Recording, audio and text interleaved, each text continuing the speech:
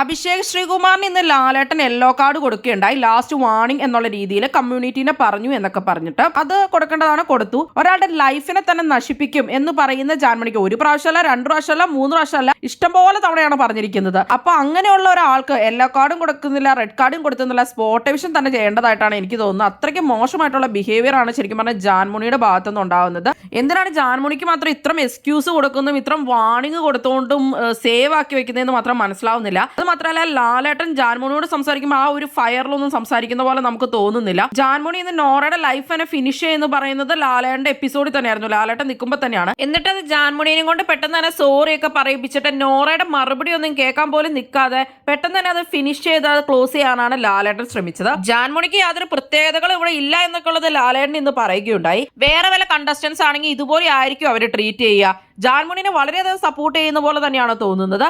ഇപ്പൊ ജിൻഡോയോ ഗബ്രിയോ ജാസ്മിനോ ഒക്കെ ആയിരുന്നെങ്കിൽ ഈ രീതിയിലുള്ള ഒരു ആക്ഷൻസ് ഒന്നും ആയിരിക്കില്ല എടുക്കുക. ആ സോറി തന്നെയാണെങ്കിൽ ആ രീതിയിൽ തന്നെ പറയിപ്പിക്കുക, അല്ലെങ്കിൽ ഒരു പണിഷ്മെന്റ് കൊടുക്കുകയോ ഒക്കെ ചെയ്യേണ്ടതാണ്. ഒന്നും തന്നെ ഇന്ന് ലാലേട്ടൻ അവിടെ ചെയ്യിച്ചില്ല. ഇവരുടെ ഈ കമ്മ്യൂണിറ്റിനെ സപ്പോർട്ട് ചെയ്യണതിന്റെ ഭാഗമായിട്ടാണോ ഇങ്ങനെ ചെയ്യുന്നതെന്ന് മാത്രമാണ് മനസ്സിലാവാത്തത്. ഗെയിമിന്റെ ഭാഗമായിട്ട് നോറ ജാൻമണിയുടെ പേര് പറയുകയും അതിനാണ് ജാൻമണി ഒരു മാസമായിട്ട് എന്റെ പുറകെയാണ് നോറ എന്നെ തന്നെ പറയാമെന്ന്, ഒരു മാസമായിട്ട് നോറ ജാൻമണിയുടെ പുറകെ നടക്കുമെന്ന് ജാൻമണി പറയുകയുണ്ടായി. എന്നാൽ ജാൻമണിയും അതുപോലെ തന്നെയല്ലേ കാണിച്ചുകൊണ്ടിരിക്കുന്നത്. പേഴ്സണൽ ഗ്രഡ്ജ് ആയിട്ടാണ് ജാൻമണിയും അർജുന്റെ പുറകെ നടക്കുന്നത്.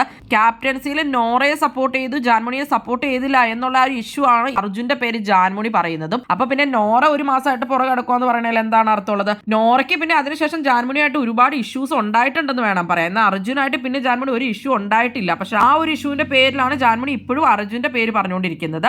ഒരു ഗെയിമിൽ പേര് പറഞ്ഞു എന്നും പറഞ്ഞ അവളുടെ ലൈഫ് തന്നെ ഫിനിഷ് ചെയ്യുന്ന പറഞ്ഞ ജാൻമണി അതിനുശേഷം നോറയുടെ അടുത്തേക്കടെ പോകുമ്പോൾ നോറയുടെ ബാക്കിൽ തുപ്പുന്നുണ്ട്.